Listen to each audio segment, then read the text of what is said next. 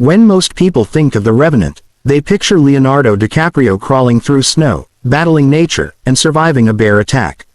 But the true story of Hugh Glass is far more insane than anything Hollywood could imagine. It's a story of survival, betrayal, and pure human endurance, a story that makes the movie look like just a trailer. Hugh Glass was born around 1783, near Scranton, Pennsylvania, to Scotch-Irish immigrant parents. From an early age, he was drawn to the sea, living as a sailor, facing storms, pirates, and the perils of ocean life.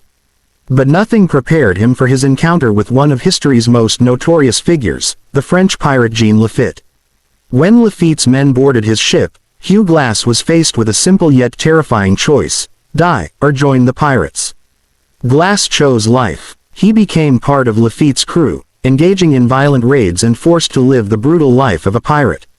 For 2 years, he witnessed murder, plunder, and chaos, but eventually, he could endure no more. In a daring escape, Glass jumped from the pirate ship and swam ashore in Texas. But the land wasn't safe either. The Karankawa Indians patrolled the coastline, and legends of their cannibalism were widespread. Glass had to navigate their territory without any map or guidance, surviving on instinct and skill, eventually making his way to what is now Kansas. He was not alone. Another man had escaped the pirates with him, but their relief was short-lived. Upon reaching Kansas, both were captured by the Pawnee Indians. The Pawnee were not merciful.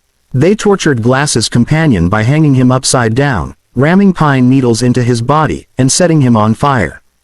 Glass was next, but in a twist of fate, he offered them a packet of vermilion, a bright red dye used for war paint. Fascinated, the Pawnee spared him, even inviting him to live with them. Glass stayed for about 2 years, married, and learned the ways of survival and adaptation among the Pawnee before moving on. Eventually, Hugh made his way to St.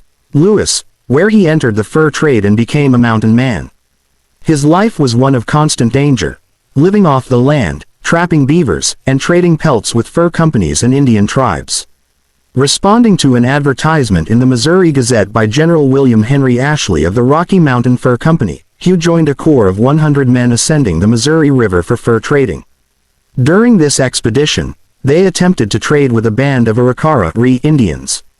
The attempt failed, and the Arikara attacked, killing a large portion of the mountain men. The survivors retaliated, burning down the Arikara village. Hugh survived the chaos and, along with 13 other men, continued their expedition towards Yellowstone to trap beavers. Then came the event that would etch Hugh Glass into history. One day, he stumbled upon a bear's nest. What followed was a mauling so severe that it would terrify even the strongest men. The bear ripped chunks from his body, threw him to her cubs, who joined the attack, and left him for dead. By the time his companions killed the bears, Hugh was mangled, barely conscious, unable to see or move.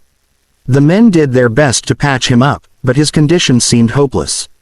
Carrying him on a stretcher through rough mountain terrain proved impossible. Believing he was about to die, 2 men, Fitzgerald, an older, hardened trapper, and Bridger, a young teenager, were left with him, tasked with waiting until he died. After 5 days, Hugh was still alive. Fitzgerald, seeing no hope, took all of Hugh's provisions, leaving him near a creek to die. Yet, Hugh survived. Drinking from the creek, eating berries, and using raw survival instincts, he began an unimaginable journey through the wilderness. With only 1 arm and 1 leg functional, he crawled hundreds of miles, fending off wolves, hunting buffalo, and even resorting to eating a dog to survive. His wounds, infested with maggots, slowly began to heal as he pressed onward. Eventually, Hugh encountered friendly Sioux Indians. They treated his wounds, sewing bear skin to cover gaping maggot-infested areas on his back, and escorted him to Fort Kiowa. With care and determination, Hugh slowly regained strength. But his mission was not complete. He wanted revenge. Hugh traveled upriver with French fur traders, continuing his pursuit of Fitzgerald. Along the way, he faced more deadly encounters with the Indians, forcing him to survive yet again in hostile territory. Finally, after walking over 400 more miles with nothing but a pocketknife and sheer willpower, Hugh reached Fort Atkinson and found Fitzgerald. But there was a problem. Fitzgerald had joined the U.S. Army. Hugh, bound by law, could not exact his revenge. After surviving a year of near-death experiences, bear attacks, starvation, freezing winters, and battles with hostile tribes, Hugh Glass's quest for vengeance ended in denial, not victory.